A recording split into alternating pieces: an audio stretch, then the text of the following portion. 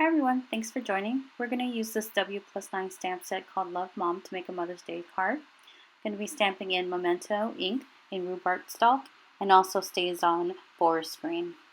Grabbing some scratch paper and some regular cardstock. And what I'm going to go ahead and do is actually just stamp. I'm actually fast forwarding.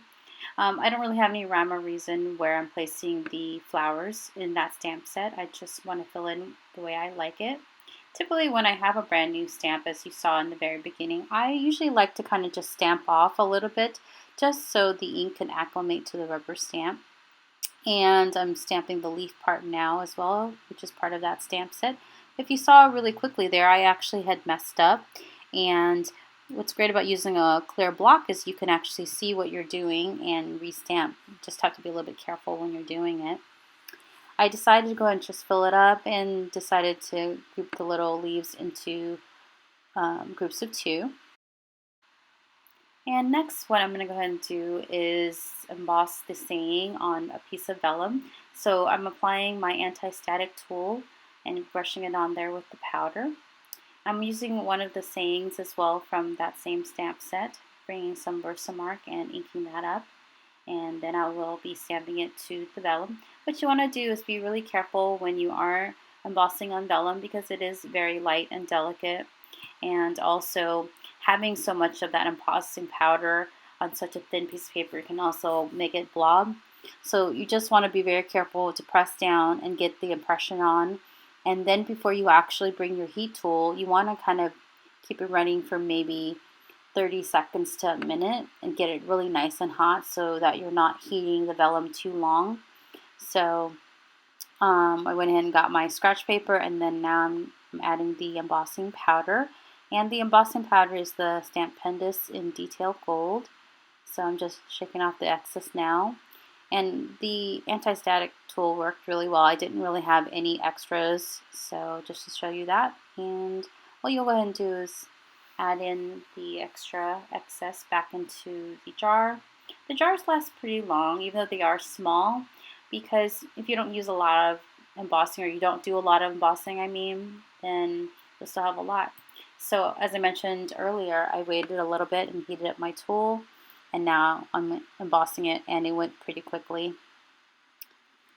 And I'm just taking a quick glance, make sure I didn't miss anything, and we are good to go. And there's our background as well as the vellum we just embossed. I'm going to go ahead and adhere the vellum on top of our background that we just made with this.